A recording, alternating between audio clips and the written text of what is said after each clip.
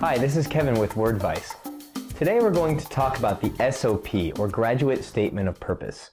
What is it, and how you can write a winning and powerful statement to get into the grad school of your choice. The Statement of Purpose is an essay that's required of all students who apply to grad school. All applicants in all majors at most Ivy League universities and top-tier schools. Although some schools have a separate essay for MBA. You should check the requirements of your school carefully before beginning or submitting any SOP. A significant component of all applicants' full profile, in addition to grades, test scores, and other applicant information, will be contained in your SOP. So today we'll be talking about writing an SOP that is positive, thorough, and as detailed as possible to make it be considered for graduate school. Basically, an SOP is the essay that shows an applicant's academic biography, a narrative about the student, which includes academic history and preparation to enter a graduate program. It also should show the strength of an applicant's reasons or interest in a program. The SOP also tells the faculty committee why this applicant is a good fit for this program at this particular institution. So basically, think about this essay as a highlight reel of your past performance before graduate school. Or if you are already in another graduate program, you will also talk about those details as well in this essay. It shouldn't and can't include everything you've studied or done during your undergraduate years. Rather, it should be a concise summary of the most important focuses, projects, and directions that your work has taken so far. The applicant has an opportunity basically to shine a light on why they are a great candidate for this particular graduate school. So what should the SOP do? First, it should be an example of your best writing. Grammar, fluency, organization, eloquence, and power. It should really show the most capable, your most capable abilities of any essay, similar to an academic research paper or manuscript, but the tone and the level of personalization is much higher in this essay. It should also be an example. You should also be able to take time and effort to complete it. And this is how you create very strong writing, is to take a lot of time to plan for it. You'll make several drafts, you will make several revisions, and of course edit it at the end. It's a great challenge for the applicant to show everything that they need to do positively while being concise and thorough. That's why it takes so much time and attention to detail, and maybe even a little help from an editor and or a fellow academic. So here's some things to focus on. This is why having an excellent preparation is invaluable in writing the SOP. You're going to focus on your academic career, interest and pursuits, and academic or professional goals. So this seems like a wide array of things. The key is to not write it simply as a list of what you've done, but to put it into a readable narrative context, but still contain all the important information about your undergraduate or perhaps graduate history. So first, you might want to gather all the material and information you can about your past experience. That includes transcripts, major papers, exam scores, publications, definitely a resume or CV. CVs are usually the most commonly accepted at universities, and any honors and awards you may have received. This includes interdepartmental honors or even scholarships, anything you can think of. So finding those documents, putting them in one place will really help you begin to lay out both the order of your achievements and the structure for your essay. You can draw on any of this information to write your statement of purpose.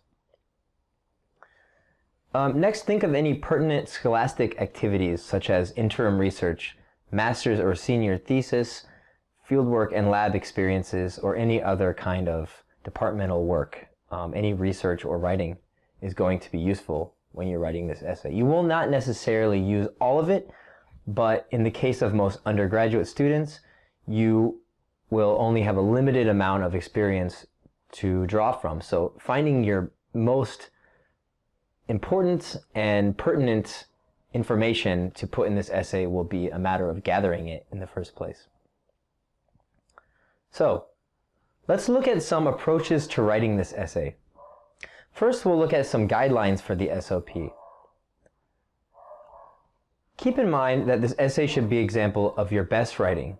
Should be free of errors, formal, and yet personal. So, what does that mean exactly? Well, think of a time when you've written a letter to someone that was higher in position to yourself, perhaps an employer or a manager or a professor who you wanted to get a letter of recommendation from. So you want to both endear yourself to that person, but also show them that you are professional and that you have all of the mature academic attributes of the graduate student. It should also be written in active voice. Unlike research papers, which are often written in the passive voice, an active voice gives a stronger impression and makes a more personal connection between the reader and the author. You also want to show your competence and ability. Show that you have the skills, experience, and attitude to start strong and succeed in this particular area of study that you have chosen. So, the other thing that's very important for the SOP is to follow the instructions. While every statement of purpose has similar goals and objectives, some schools ask for specific requirements, specific content, or ways of presenting it. So let's look at Stanford's statement of purpose. So they have their own exact instructions for writing this SOP, and if you note carefully what those instructions are, you'll see later on when we look at an example essay how the author has incorporated each part of these instructions. So let's go over it together. Describe in your statement of purpose your reasons for applying to the proposed program at Stanford and your preparation for this field of study. Your research and study interests, future career plans, and other aspects of your background and interest, which may aid the admission committee in evaluating your aptitude and motivation for graduate study. So as you can see, we've already touched on all the bases: competencies, interests in the program, past research, motivations, all of those key elements that the admission faculty is going to be looking for. But in addition to this, you can see at the bottom of these instructions some more particular format guidelines. It says you may upload one file. It should not exceed 2 pages in length, single-spaced. Make sure to set your computer to Western European or other English language setting. We cannot guarantee the ability to access your statement if it is submitted in other fonts. Now, if you read through this technical language, which sounds like what a professor might write on a syllabus for you to submit a research paper or term paper, you can see that this is a polite way of telling you, the applicant, how to do this SOP and what kind of mistakes they might be looking for right off the bat to know whether this person is a thorough reader, it pays attention to details, and is respectful of this assignment. So you want to make sure to follow those rules before you even begin drafting your essay. Now, many of these essays will give specifics about page length or word minimums or maximum, but most will not. So as a general rule, you should write somewhere in the neighborhood of 1,000 to 1,500 words. Every student will have different requirements for their own SOP, as their academic histories are different. So if you've done a substantial amount of research, you have a lot more things to list. If your area of study in graduate school is unrelated to your undergraduate study, you might have less achievements to list. So you may want to focus more on your interests and your drives and your competency in critical thinking or analytical skills, etc. So let's look at the 4 key components of essay content before we go any further. This should give you an idea of the basic structure of the statement of purpose and a little guideline about the length and the content. So part 1 is the introduction, interests, and motivations. We discussed how you want to show your interest in the school and what motivations. This is similar to a backstory. You're telling a bit about yourself, your reason for passion for pursuing this degree. And you're also introducing yourself. Who are you? They don't know who you are. So you start off with a bit of personal history. Part 2 will include a summary of undergraduate and previous graduate career objectives and achievements. So this is sort of the meat of your essay if you have you've done a lot of research, or if you've completed many papers, journal submissions, etc. In part 3, you will discuss relevant, recent and current activities. So this is kind of a snapshot of where you are now, what you've done up until the present, where you are at this moment as you enter into the next step in your education. Part 4, you will elaborate on your academic interests. This is where you can add a bit of panache and style. Talk about what these interests will do for you in the future, what you plan to do with them, whether it's go into a PhD program or attend a higher level of research, a practicum perhaps, or what you want to do as a career. And this is also where you can talk about how the specific school, Stanford for instance, meets your requirements for a good graduate school. You can actually show your knowledge here about what you know, the research that you've done, and show the graduate faculty that not only are you an experienced and competent student and researcher, but you also know your stuff as far as the politics of the school environment and the content in that environment. And the more you know about that school, the greater fit you will be for that program. So now let's take a look at a sample SOP essay that was written for Stanford University for the computer science department. Now before we look at this essay, you should keep in mind that these same components can be applied to any SOP for any top-tier school. So in paragraph 1, the student has written their introduction and intended program.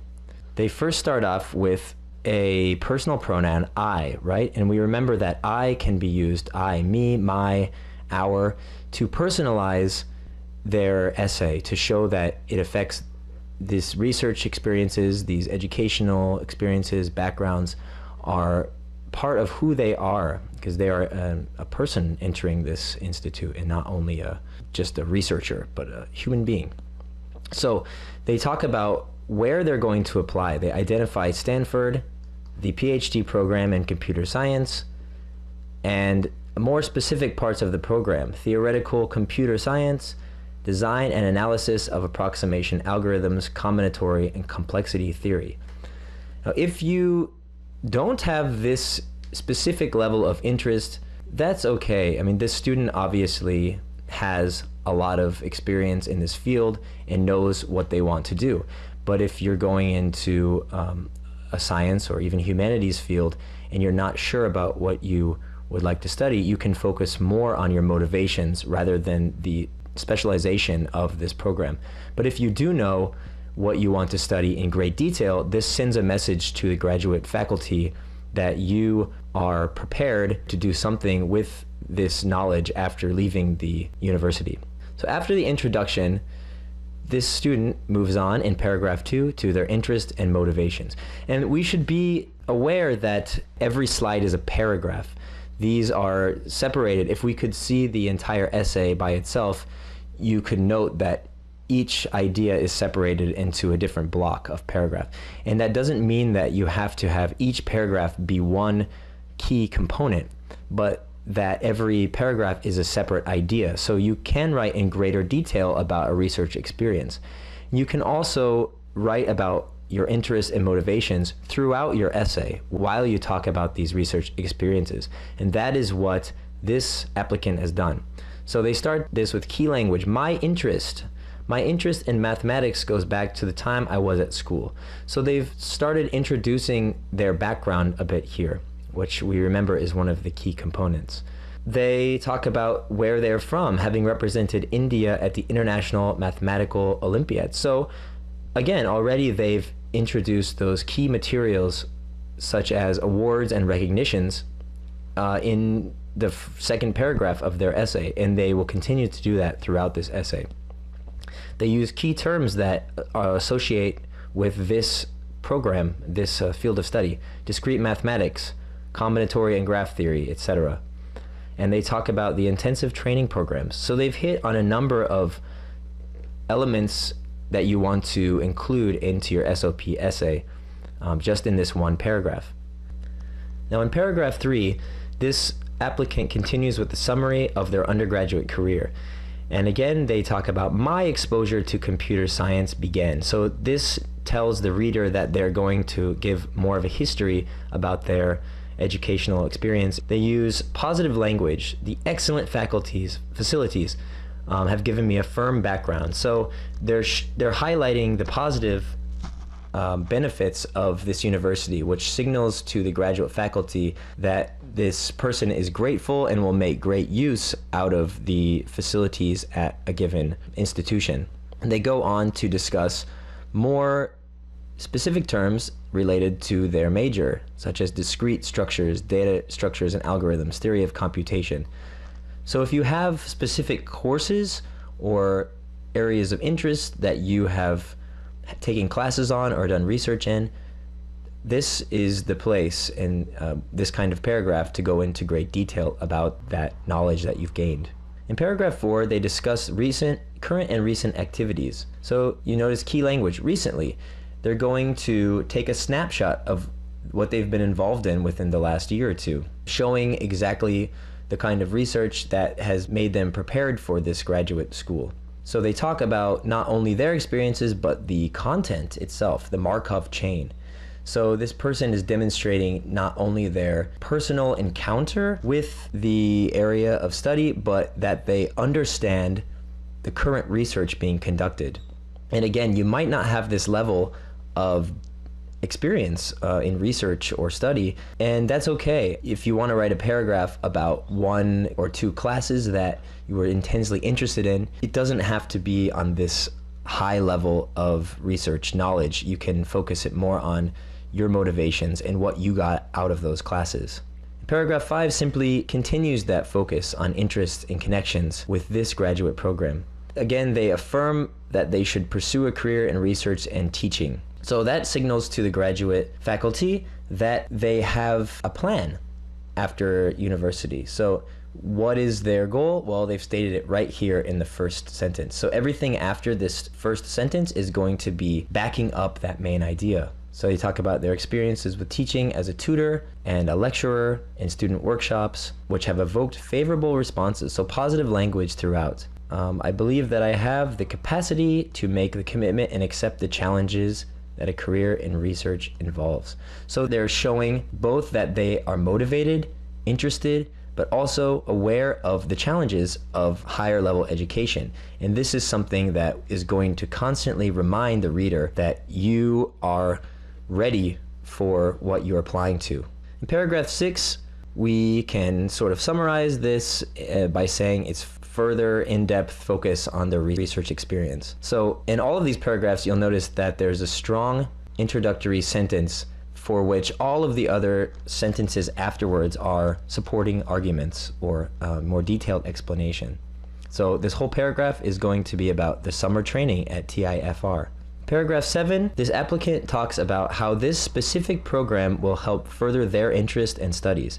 So this is the good fit component of the essay. So they talk about, in general, a good research career can only be built above the firm foundation of a good education. Wow, this sounds like a philosophical platitude or position. So all these other arguments are showing how they are building a good research career. Why is Stanford a good place for them to do that? Why are they a good fit? To accomplish that, they talk a little bit about what is good about Stanford. So they say it has excellent infrastructure facilities and research opportunities. They posit that it has a stimulating academic environment and that there are distinguished faculty. So this student is kind of praising the institution, and any reader who works at an institution that someone is praising will be happy to hear that, to show that they have a positive feeling specifically about their institution. At the end here, we have language. I am confident. Confidence is a key throughout this. The student has shown, not only told, shown their confidence and their competency through the details of their research, and now they are telling the faculty explicitly, I am confident that I would be able to make a positive contribution. Positive language, positive contribution. So let's go to the final paragraph, which is both a conclusion and a commitment statement for this university. So again, the first sentence summarizes everything they've talked about before. So having decided that I will engage in the pursuit of a career in research, I am fully aware of the implications. So they've already shown why they've decided that. They don't have to introduce something new. They don't have to go into greater detail here, which is why the conclusion is so short and concise. But they do show that they are aware of the difficulties that this will bring for them, what they will need as a person. They will need dedication, resilience, and resolve. Many students who apply to grad school simply aren't ready for the level of commitment and dedication and resilience that this applicant is saying that he or she is ready for. So by calling attention to the difficulties that you've anticipated, you're signaling to the reader that you understand that this isn't just a next step in education. It's a great leap that requires a lot of commitment and a lot of time spent thinking about what you will need. And the very last sentence is just a warm and confident salutation. So I look forward to a long and mutually beneficial relationship with Stanford University. Seems simple, but there's a lot here. So they don't ask, please let me get into your university. No, they confidently state, I look forward. That basically is saying that they already have shown their competency, they've shown why they should be accepted, and therefore they're simply waiting to be accepted. So it's a very confident and positive way to say, look at me, I've just demonstrated to you my abilities, so now it's your turn to accept me. And this term, mutually beneficial, again, you're not just showing how you're good for the institution or how the institution's going to help you. You're saying it's beneficial for both of you.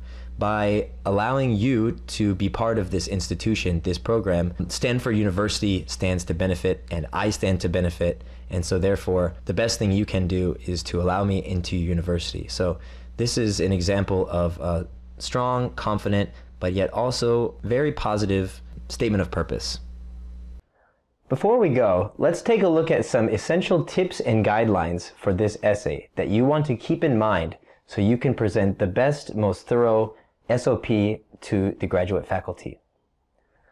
Remember that what the admissions committee will read between the lines is self-motivation, competence, and potential as a graduate student. You should emphasize everything from a positive perspective and write in an active, not a passive voice. Try to skip any of the more negative experiences that you've had while in these situations and focus only on how you have blossomed and overcome anything that has happened to you that's negative within your academic experience. You should demonstrate everything by example. Don't just say directly that you're a persistent person, show it. So it's the old adage, show, don't tell. If there's something important that happened to you that affected your grades, perhaps poverty, illness, excessive work, you're entitled to write about that. Write it affirmatively, so show that you persevered despite these obstacles. This also serves the purpose of humanizing you and showing the graduate faculty who you are as a person and how you can work on their team. And last, make sure everything is linked with continuity and focus. So you're not just jumping from one section of your graduate career to another, but you're linking it with reasons and transitions. So there you have it. All you need to know to prepare yourself to write the graduate student statement of purpose. For questions and to receive additional guidance and suggestions, visit www.wordvice.com. Thanks and happy writing!